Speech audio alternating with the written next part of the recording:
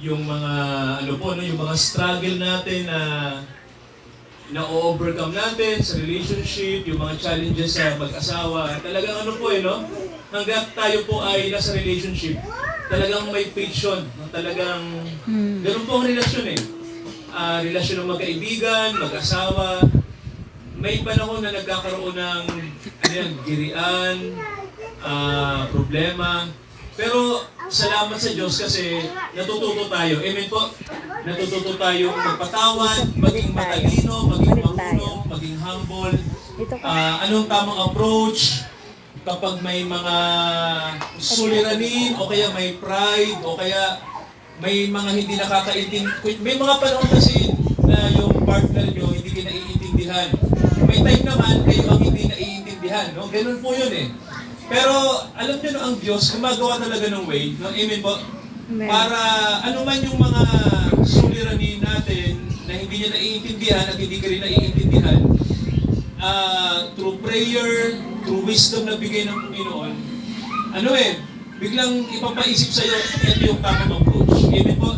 May tamang paraan talaga. No? Kaya, ang Bible maraming tinuturo sa kung paano ipifix yung mga problema, no? Yung mga problema sa relationship. Kaya, salamat sa Diyos kasi, mabuti ang Diyos. Amen po? Mabuti ang Diyos sa atin. So, mag-pray tayo mga kapatid. Pag-pray natin ang salita ng Diyos sa sandaling ito. Lahat po tayo ay yumuko sa panalangin. Dakilang Ama, dalangin po namin ang inyong salita sa sandaling ito. Magbigay po kayo ng karunungan, bukas na puso, na ipaunawan niyo po kung ano ang inyong ipapahayag ngayon sa aming kalagitnaan.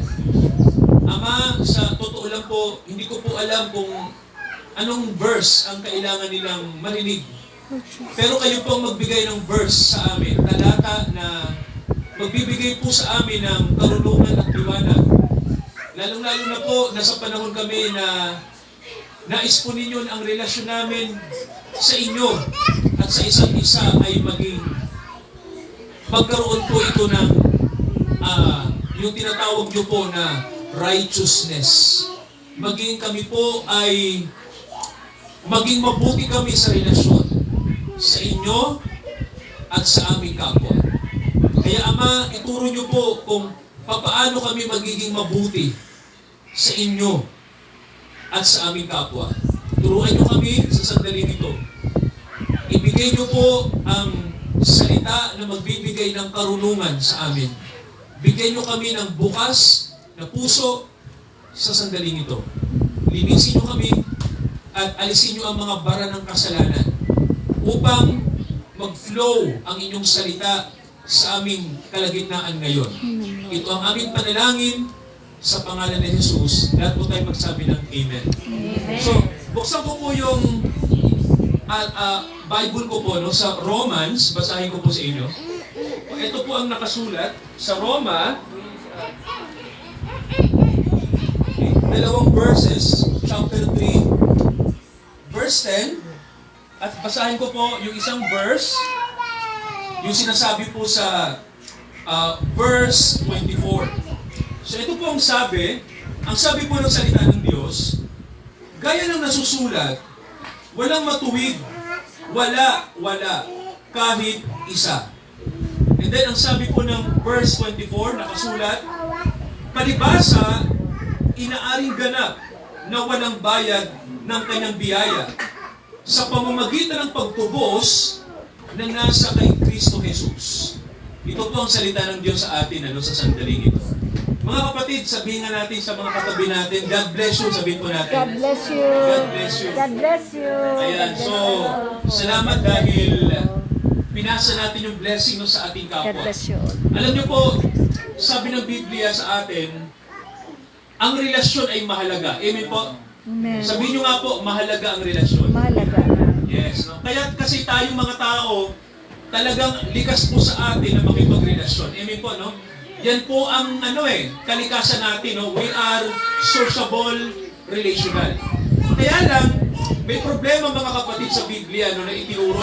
Sabi ng Biblia, ang unang-unang karelasyon natin talaga, hindi ang kapwa, kundi ang Diyos. Amen po?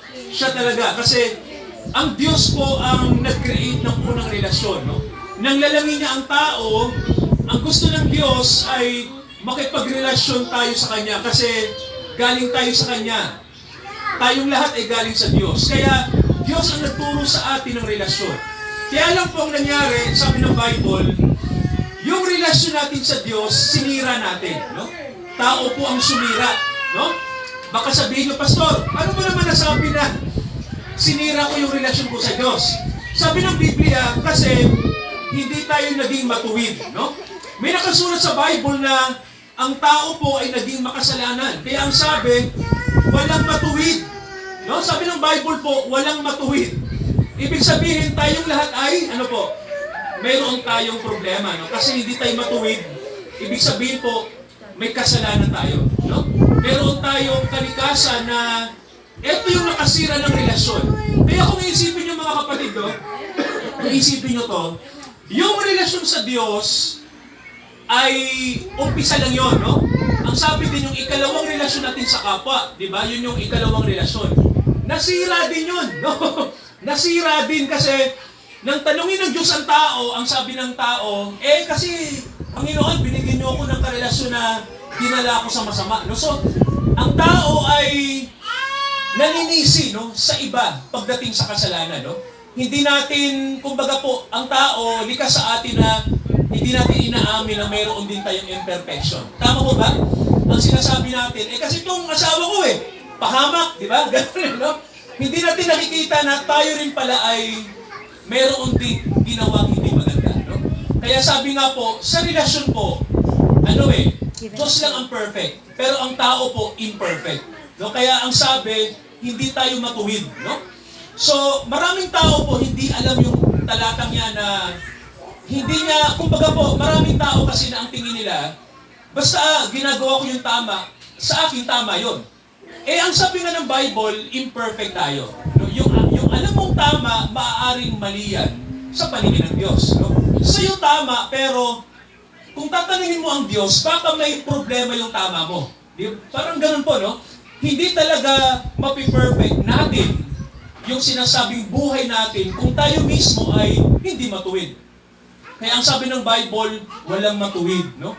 Lahat ng tao po ay nagkakamali, nagkakasala, at kailangan ng tao ma-realize yun na sa atin mismo, hindi tayo talaga matuwid. No, mga kapatid, no? Wala talagang matuwid. Kaya po, sana ang tao aminin yun. Tama ho ba? Kasi doon po nag-uumpisa ang magandang relasyon. Amen po? Pag inaamin mo na may mali ka, anong mangyari mga kapatid kapag natuto ang taong umamin na may mali siya? Ano po yung kasunod na nangyayari po kapag natuto ang taong sabihin na, kapatid, nagkamali ako? Kapayapaan. Na kayo, meron na po bang nag-sorry sa inyo? Yes. Dahil ginawan kayo ng hindi tama pero nag-sorry? Yes. Ano pong pakiramdam mga kapatid? Pagaan. Tama, no? So kung titingnan nyo po, ang kagaanan pala dito ng pakiramdam kapag ang tao ay nagkaroon ng realization. Tama ho ba? Na-realize mo na mali ka. Kaya lang tita, mga kapatid, maraming tao po, mahirap iparealize sa kanila na mali sila, no? May panahon na, may pride tita, no? Tama, no? May mga tao po na hindi umaamin na may mali sila. Yun ang problema, no? Kaya alam nyo po, sabi ng Biblia, ang pwede lang talaga magbukas sa tao ng realization, ma-realize niya na siya ay hindi matuwid, ay mismo ang salita ng Diyos, no? Kasi pinakita ng Bible sa atin na tayong mga tao talaga imperfect at kailangan ma-realize natin yan. Kaya po ganito, kung ang tao po hindi perfect at kung tayo po ay makasalanan, no? Sabi ng Bible na hindi tayo matuwid. At ang sabi ng Bible, dahil hindi tayo matuwid, may sinabi ang Bible na nakakatakot, no? Isang realidad na dapat malaman ng tao. Paano, pastor, kung imperfect ako, makasalanan ako, marami akong kasamaan na nagagawa, minsan madalas. Ano pong mangyayari sa akin, pastor, kung halimbawa mamatay ako? Namatay ako na hindi ako perfect. Kasi tanggap ko naman yon. Kaya lang, pwede ba yun, pastor, na alam natin na hindi tayo perfect, pero hindi tayo magsusumikap maging perfect? Alam niyo po, sagutin ko yan, no? Hindi po pwede, mga kapatid, na nalaman mo yung mali mo na hindi mo itatama. Tama ko ba? Kailangan, mga kapatid, kung alam mo ka, itama mo yon. Amen po? Kasi kung hahayaan mo ng mali ang isang bagay, ano pong mangyayari? Sige po. Patuloy na mali. Halimbawa po, pinagpatuloy nyo, mali pala. Ano pong pwedeng mangyari? Halimbawa, gumawa kayo ng bahay. Naalala nyo yung nangyari sa Pampanga, tita? Sino nakapanood po? Yung gumuhong building. Alam nyo po, sabi ng mga tumingin doon sa building na ginawa, tita, marami palang mali. Kaya nga hindi pinasa ng ng city, kasi yung construction mismo, maraming mali. Pinagpatuloy. Ayun. Pinagpatuloy ang mali. Ano pong mangyari? Chaos and Oo. Mga kapatid, ganun din po ang buhay natin. Guguho ang Amen po? relasyon. Pag pinagpatuloy natin ang mali, guguho. Tita, guguho ang buhay kapag ipinagpatuloy natin yung mali. Kaya mga kapatid, ang challenge ng Bible, huwag natin ipagpatuloy kapag mali pala, no? Kailangan po habang maaga pa, ituwid natin. Kasi pag pinagpatuloy natin, parang sinabi lang natin, hayaan mo lang yan. Meron palang resulta sa huli, no? Hindi pala magiging maganda. Ang alam ko, nung ipagawa to ni Tito, walang mali ito eh. Tito, may mali ba dito? Baka may mali, no? Pero mukhang matibay, no? Kasi natapos. So, ganun mga kapatid ang buhay. Amen po, no? Pag alam natin na hindi matuwid, hindi pwede na hayaan na lang natin. So, ganun din po ang relasyon sa Diyos. Amen po? Ang relasyon natin sa Diyos, kung alam natin na may mali tayong nagawa sa Diyos, hayaan lang po ba natin na, hayaan mo na, naiintindihan naman ako ni God eh. Hayaan na lang natin, no? Kasi ang Diyos, naiintindihan naman ako. Mga kapatid, no? Kapag pinaalam ng Diyos na mali ka pala, kailangan itama natin. Amen po, iwasto natin yun. Kasi ang pinaka nakakatakot na relasyon na hindi mo aayusin, yung relasyon mo muna sa Diyos. Amen po? Yes, amen. Kapag hindi mo yan inayos, kapatid, sa totoo lang po, guguho ang buhay. Nakita? Parang yung building sa Pampanga, guguho ang buhay natin. Kaya, may sinabi ang Bible, Pastor, paano ko ayusin ang buhay ko kung ako ay makasalanan? Hindi ako matuwid. Huwag niyong hayaan na manatili tayong hindi matuwid. No? May sinabi ang Bible na paraan para ang tao po ay maging matuwid. May tanong ako, mga kapatid, mahalagang tanong. Gusto ba natin mamatay nang hindi matuwid? Gusto po ba natin na umuwi sa Diyos nang hindi tayo matuwid? Hindi. Mga kapatid, hindi ako papayag, no? Tama, tita, kung maaari, wag, no? Kasi may nakalagay sa Bible ang sabi, ang kabayaran ng kasalanan ay kamatayan. Romans 6:23, no? Ibig sabihin po, pag namatay ka na hindi matuwid, hindi ka pupunta sa Diyos. Amen po? Hindi ka pupunta roon sa sinasabing buhay na walang hanggan. Mga kapatid, sabi ng Bible, ang paraan para maging matuwid tayo, basahin ko yung nakasulat sa Roma 3. Ito po ang nakasulat. Pakinggan nyo ito. Roma 3, at ito yung mababasa po natin, mga kapatid, no? Ito yung sabi ng verse 23. Sapagkat ang lahat ay nagkasala at hindi nakaabot sa kaluwalhatian ng Diyos. Lahat po ba ng tao nagkasala? Amen. No? Yes. Hindi po ba tayo nakaabot sa standard ng Diyos? Hindi. Yes. Ngayon, ang sabi ng Biblia, eto ngayon ang sagot. Kung hindi nakaabot, narito ang paraan ng Diyos. Tayo ay binigyan ng Diyos ng pag-aaring ganap. Ibig sabihin po, pagpapatawad.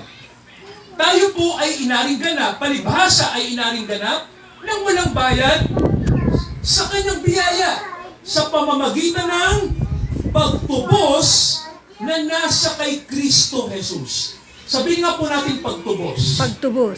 Isa pa mga kapatid, pagtubos. Pagtubos. Sino na po rito yung may sinanla na hindi na tinubos? Meron po ba?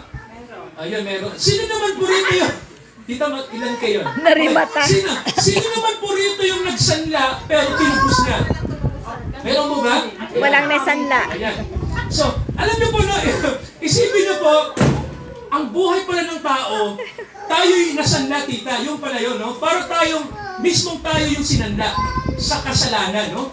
Kumbaga po, ginamit ng Biblia yung example na kapag ang tao ay nasa kasalanan, para kang isinanla sa diablo, no? Napunta ka sa kadiliman, no? Kasi, na ikaw ay magkasala, kumampi ka sa mali. Yan ang ibig sabihin, kaya nasa mali. Pag sinabi namang ikaw ay tutubusin, ang ibig sabihin, Pinili mong isang ibabalik ka mula sa mali. Ano yung opposite ng mali? Tama. Ano yung kabaliktaran ng mali? Tama. Tama, no? Dadalhin ka ngayon sa tama kasi ang totoo, hindi ka naman dating mali. Tama ho ba? Galing ka sa tama, napunta ka lang sa mali. Kaya pag sinabing tutubusin ka, ibig sabihin, ibabalik ka lang doon sa pinanggalingan mo. Amen po? Parang ganito, no? Sa example po, no? Halimbawa, ikaw, ang ginawa mo, yung bahay mo, no? Sinanla mo yung bahay, no? Ngayon, napunta yung bahay mo sa mga tao na hindi marunong mag-alaga tita, no? Binaboy, no? Ginawa ng sinira yung CR, binaboy yung, ano yun, no? Yung higaan, ganyan, ano? Nakita mo pang, yung bahay mo pangit na, no? Ang feeling ngayon ng mga tao na pinagsanlaan mo, kanila na yon. Pero sabi nga po hanggat hindi, tita, no? Hanggat hindi na pag-uusapan na kanila na, ang totoo yung sa'yo pa rin yun. Yung sa'yo pa rin. Kaya ang gagawin ngayon ng may-ari, anong gagawin? Babuhin yung bahay, no? Kumbaga po, maaari mga kapatid, ikaw na bumili, no? Parang ganyan, ikaw na yung kumuha, no? O, isusuulit ko na yung sinanlahan mo, no? Akin na yung bahay, no? So, yung mga kapatid mo, ang tao po'y sinanda sa kasalanan, no? Kaya may sinasabi na kailangan tayo matubos, no? Kailangan kunin tayo muli ng Diyos, galing sa mali papunta sa tama. Galing sa kasalanan papunta sa kabutihan. Kasi kapag nanatili tayo sa mali at hindi tayo tinubos, ano pong mangyayari, mga kapatid? Maririmata, no? Di ba isang bagay, mga kapatid, kapag hindi yung tinubos, mananatili ka na lang doon. Tama ho ba? Hindi ka na mababawi. So, ganun mga kapatid ang problema, no? Pag ikaw ay nasanla sa kasalanan, pero walang tumubos sa'yo, ano pong mangyayari? Manatili sa kasalanan. Mananatili ka sa kasalanan, no? Kaya ang sabi ng Bible, tinubos tayo ng Diyos ng walang bayad sa pamamagitan ng kanyang anak. May nagbayad ng kasalanan natin para alisin tayo sa mali, dalhin sa tama. Kaya ang sabi, ang gumawa noon si Kristo. Tingnan niyo mga kapatid, sabi ng Bible, hindi relihiyon, hindi kabutihan mo, tama ko ba? Walang kabutihan pwedeng manggaling sa'yo para matubos ka. Hindi mo pwedeng tubusin yung sarili mo kasi ikaw yung sinanla. Ganun yun, no? Ikaw mismo yung naisanla, no? Hindi mo pwedeng sabihin na, Lord, tutubusin ko yung kasalanan, ha? Magpapakabuti ako, magpapakabait ako. Hindi, no? Kasi sabi ng Bible, ang tao, walang kakayahan makasalanan di ba? Imperfect nga, hindi nga tayo matuwid. Kaya ang paraan ng Diyos, yung kanyang anak. Amen po? Ginawa ni Kristo yung hindi natin kayang gawin. Kaya ang sabi ng Bible, ang mga ligtas ay mga tinubos. Sabihin nyo nga po, tinubos. Okay, meron akong tatanong mga kapatid. Sino na po ba rito yung sa tingin niya tinubos na siya? Amen. No, sa tingin niya po ay isa ka na sa mga tinubos. Meron po, magre-raise ng hand. Amen. Salamat sa Diyos, no? Hallelujah. So, sino naman po rito yung sa tingin niya, hindi pa siya natutubos? Kailangan pa siyang tubusin kasi nasa kasalanan pa. Mayroon po? Aminin natin, no? Kahit hindi niyo po aminin, kilala kayo ng Diyos. Alam ng Diyos na tayo kung nasa kasalanan pa, alam niya yan. Kaya, ang gusto ng Diyos mangyari ganito, anak, anong sabi niya? Magbalik loob ka. Amen po? Magsisi ka sa kasalanan, sampalatayanan mo si Kristo na Panginoon mo. Kasi mga kapatid, hanggat hindi tayo matuwid, walang kaligtasan. Hindi tayo pupunta sa langit. Wala namang tao na pupunta sa langit na hindi matuwid. Kailangan maging matuwid. Kung sasabihin natin, Pastor, magpapakatuwid ako. Hindi mo nga kaya imperfect ka nga di ba? It's only the Lord Jesus. Siya lang ang pwedeng magbigay ng perfection sa atin. Amen po? Kaya, yun yung ginagawa niya sa buhay natin, ano? Baka sabihin natin, Pastor, pwede bang i-justify ko? Christian na ako, ang dami ko pa rin masamang ginagawa. Well, pag totoo kang Kristiyano, sisikapin mong maging mabuti. Amen po? Kasi ang Diyos nasa iyo na. Gagawa siya sa iyo. Hindi pwede na hindi siya gumawa. Kapag ang Diyos nasa iyo na, tinubos ka na niya, gagawin mo na yung tama. Amen po? Magagawa mo na yun. Kasi, nasino si Lord Kaya, si Jesus dapat nasa puso. Amen po? Nandito, no? Hindi lang dito, mga kapatid, no? Hindi lang siya mental idea lang. Kailangan, yung pagkatao natin, alam natin na sa buong puso natin, alam natin, nandito si Jesus. Nandito siya sa atin. Kasama natin siya. Kaya, katubusan mahalaga. Amen po? Dapat isa ka sa tinubos. Isa ka sa sinanla sa kasalanan pero Binalik ka sa pamamagitan ng dugo ni Kristo. Binago ka na. Amen po? At ngayon, hindi ka papayag na hindi ka mabago, no? Hindi ka papayag na manatili kang mali. Kasi alam mo sa sarili mo, alam mo na may nagtubo sa'yo. May Diyos na naawa sa'yo. Amen po? Tinawag ka. Kaya mga kapatid, no? Nananawagan si Kristo ngayon. Amen po? Sa bawat isa sa atin, tayo ay maging mga tinubos niya. Tayo ay sumunod sa kanyang salita. Dahil ang pag-asa lang ng tao ay ang biyaya ni Kristo. Amen po? Hindi po relihiyon. Hindi po moralidad. Hindi po kabutihan natin dahil imperfect ang tao. Si Jesus lang ang pwedeng mag-heal sa atin. Amen mga kapatid, no? Siya lang, walang iba. Si Jesus lang. Si Hesus Kristo lang. Meron na ba kayong relasyon sa Kanya? Meron na ba kayong personal na relationship kay Jesus Christ? Kung wala pa, mga kapatid, gawin na natin. Ngayon na. No? Ngayon na, pastor, kasi walang ibang panahon para hindi natin ayusin ang buhay natin. Amen mga kapatid, no? Ang Panginoon lang pwedeng mag-ayos niyan. Pag-pray natin yung mga mahal natin sa buhay na wala pang realization. Amen po? Maka-realize nawa sila. Inawa sila ng Diyos. Makita nila yung liwanag na nakita natin. Makita nila yung daan na nakita natin. Amen po? Makita nila yung paligtasan na nakita natin. May mga bagay na ikaw lang ang nakakakita, no? Kasi ikaw lang yung binuksan ng Diyos. Paano naman yung iba? Pag-pray natin, mabuksan sila. Amen mga kapatid? Sino po rito yung hindi pa alam ang liwanag? Mga kapatid, ngayon na. Amen po? Kung may mahal ka sa buhay na hindi pa, pag-pray mo lagi, no? Makarealize siya. Pray tayo mga kapatid sa sandaling ito. Manalangin tayo. Ama, salamat. Nandito kami sa tahanan nila Tito George at Karina. Kami po ay nakapagdaos ng gawain. Salamat sa mga encouragement na salita galing sa mga kapatid sa kahalagahan ng relasyon, ng mutual understanding, at ng tinatawag na puso na mayroong katwiran. Ama, salamat dahil ang relasyong nasira ay pwedeng ayusin. Ang relasyon na hindi maganda ay pwede po ito maayos kahit imperfect kami. Dahil nandyan kayo, pinaalala nyo sa amin, Ama, na imperfect kami, kailangan namin ng perfect God na nasa amin, gumagawa si Jesus ito.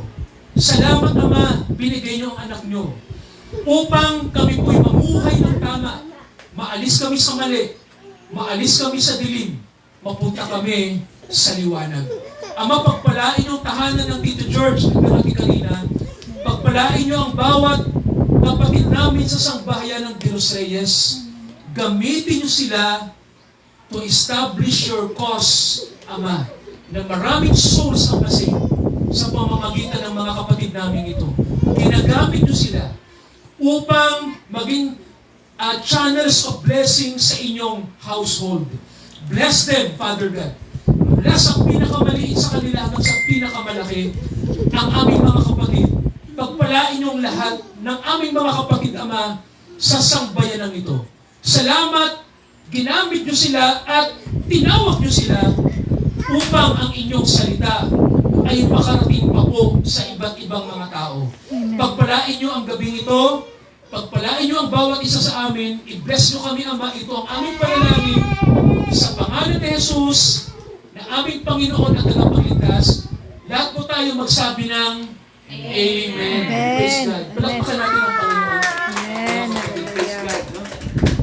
So, di po ba service ka? So, ano mahal? Ikaw, bahala kung ayaw ko yan ang conscience share mo. tayo ng blessing, any blessing po, ano? So, awitin natin yung seek ye first the kingdom of God and His righteousness. Magaganap ka na. Thy kingdom of God and His righteousness, and all these things shall be added unto you. Hallelujah, hallelujah, hallelujah.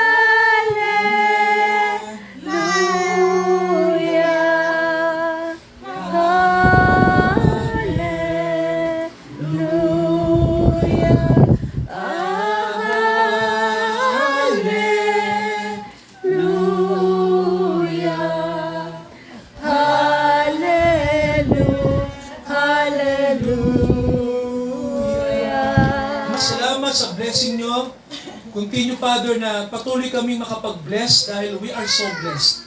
Bless, Father, the brethren, in the name of Jesus. Ama, basbasan niyo kami sa gabi nito. Patuloy niyo kami i-bless sa buong linggong ito. Samahan niyo ang mga kapatid sa mga work nila.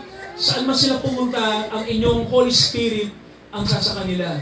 Ito ang aming panalangin at nawa, handa kami sa ikalawang pagbabalik ni Jesus Christ sa mundo. Amen, amen, at amen. Magandang gabi sa Amen. inyo. Hallelujah. Good morning po. Good morning. Morning po ngayon, morning. Yun po, God bless po. Ayaw love. Ay, tita. Oh, teka lang po. Tita. Love ayaw mag-ano, love ayaw mag Nais ko pong samantalin ng pangkataon ito. Praise God, tito. Bilang Mapagsamantala.